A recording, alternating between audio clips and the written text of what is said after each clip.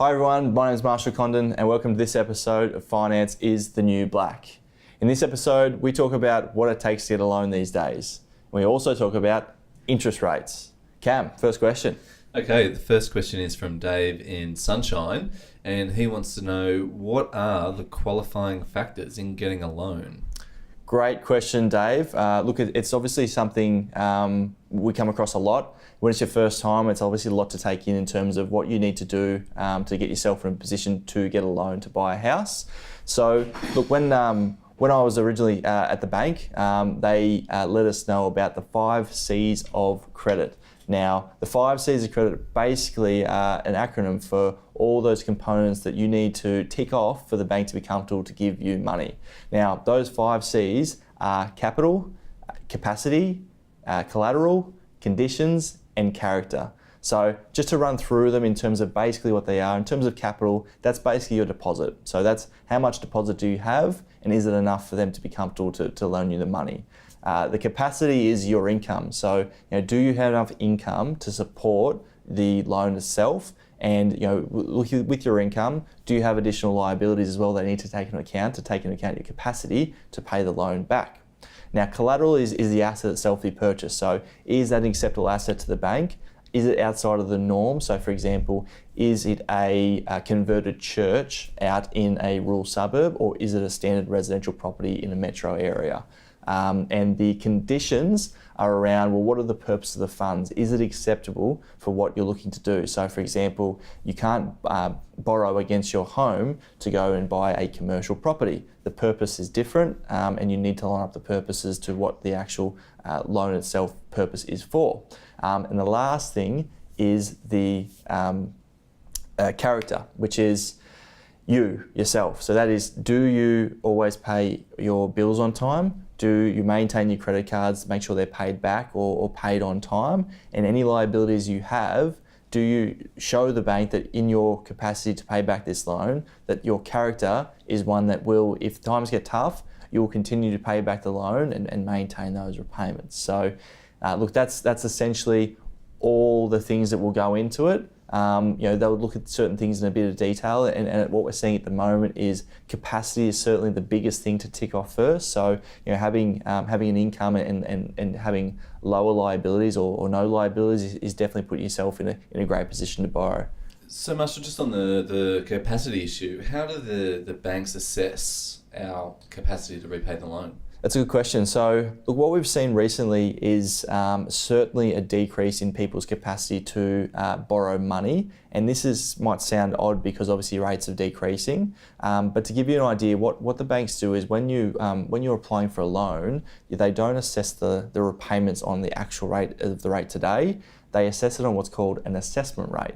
And that's basically with a buffer built in just in case something happens and the rates go up. So they want to ensure that if rates go up, you can still afford the loan. Now, what we're seeing at the moment is that November last year, APRA, which is the governing body which regulates all the banks and the way they lend money, wanted to put a bit of a hold on investor loans. So they put a few new policies in place to reduce the amount of investment lending, but it wasn't actually just for investment lending, it's also for unoccupied lending as well. And one of those was a floor assessment rate of 7.25%. What we've seen though is most lenders at the moment are going to assess you on at least 7.5% or an 8% assessment rate, which basically means with rates being at about 4% at the moment, they're going to assess you if the loan has gone up by double or the repayments are double what they currently are, which is obviously very, very conservative and it really, really impacts your borrowing capacity. But that's one thing at the moment we're seeing that's really affecting people's ability to get loans at the moment. So Marshall, if the banks are assessing this at somewhere between 7.5% and 8%, does that almost mean that maybe there's a strategy in there for people to make additional repayments if the banks think we can afford it? Yeah, certainly. Look, given that they are assessing you on such a conservative basis, that leaves a lot of excess income for you to be able to put towards that mortgage when times are good. So at the moment where rates are 4%. Now's the time to be really, progressively paying down your loan and building your equity so that you can utilise that again for potentially more investment to get yourself in a position sooner than, for example, if rates were 8% and your repayments are much higher, more of that repayments are going towards interest, you can use that amount at the moment to start progressively paying down your loan, build your equity and invest again. So there's certainly a good opportunity at the moment, given what's happening, for you to get in front and start to accumulate more assets. So Marshall, if I was a little bit unsure about how I looked on paper, yep. What should I do to get a bit of certainty around working out whether I'm going to be able to get a loan? Yeah, look, so the best way to do that is go and see a professional. So go and see a mortgage broker who can give you an idea based on a number of lenders where you sit in terms of your borrowing capacity. So you can certainly go to your bank, but what you'll only find out is from one person what they'll give you. That doesn't necessarily mean that's all that you can get. So by sitting down with an individual that represents a whole bunch of different lenders, you're able in a short amount of time get an idea of where you sit across all those lenders and get an idea about what your repayments are going to be and what you can afford and how much you can pay back. So we certainly obviously recommend seeing a broker to understand this. It'll save you a lot of time and hopefully save you a lot of money as well. Next question. Okay, well that's good question, Dave. That's probably not a bad lead in to the next question, because Rob from Richmond is asking, can you get a better rate than what the banks advertise? It's a good question, Rob. I think there's two questions there, actually. I think there is. So look, one's obviously, can you get a better rate? But I think also the question is around, the importance of getting the best rate. So look, we have a bit of a philosophy here in terms of your interest rate. It's certainly an important part of ensuring your loan structure is going to be suitable for what you want to do. But the most important thing is the loan structure itself. And that is understanding what you need, not only now, but for the future, and structuring your loan correctly that way, and then going to lenders to find out who's competitive based on that structure. So, rate is certainly important, and getting a great deal will definitely help you, reduce your mortgage and get to your strategy quicker. But rate's not the most important thing. The reason being is the cheapest rate today is not the cheapest rate for the whole life of the loan. As you can see, when the RBA changes their rates, and the cash rate changes, all the banks change their standard variable rates by different amounts. So, whoever's in front at the moment, I can almost guarantee you they won't be in front in 6 months' time, or someone else will bring out a special rate and they'll overtake you. So, yes, it's important to look at that point in time, but it's more important to get your structure and your strategy set up so that you know that this structure is going to help you achieve those longer term goals. And rates, is part of that, but probably not the most important thing. Now, answering your actual question itself, can you get a better rate than the banks actually advertise? At the moment, you certainly can. So we're in a very, very competitive environment in terms of lenders and lenders lending money to individuals. So what we've found with a lot of customers that come in, we're able to negotiate a cheaper rate than what the banks currently advertise by asking for a bigger discount. And the reason why they're discounting, like I said, it's a very, very competitive environment. Rates are very low. The type of business the banks are after, they will compete very, very fiercely for it. So, if you walk into a bank and there's an advertised rate, that's generally not what you can get. And like everything in life, if you don't ask, you don't get. So you've got to ask the question, you've got to push them and seek a better deal.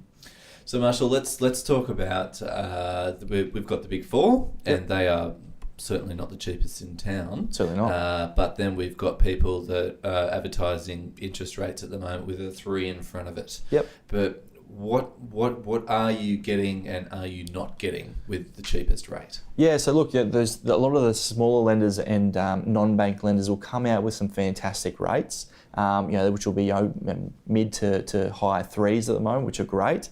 But generally, they will make them only available for certain types of borrowers. So if you don't fit in that category, it may not actually be for you. And depending on what you're trying to achieve, that structure that they will only approve your loan based on, give you that price, may not actually help you in the long term anyway. So for example, what we're seeing is if you are borrowing at 80% of the value of the property and you want to take principal and interest repayments, then you can get some fantastic rates.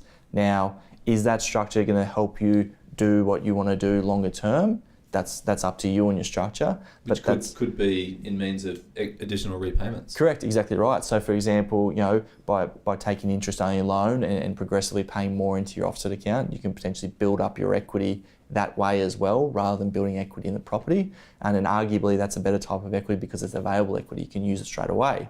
Now, if you went to that lender with the P&I repayment only and taking the best rate, you won't actually be able to access that structure to help you do that. So, as I mentioned before, it's very, very, very important to work out what you want long term and put a strategy in place in terms of how you structure your loans to meet that strategy. So, rate certainly is a part of it. But as I mentioned, the cheapest rate today will certainly not be the cheapest rate in the long run. And if you're only ever chasing rate, all you're going to be doing is chasing more work and potentially more fees to undo the structure you currently have. Yeah, that's right. And that's it a great also question. Means, even with some of the people that have the cheapest rates in town, you're giving up on some everyday luxuries like ATM access. Spot on. Yep. So branch locations. Yep.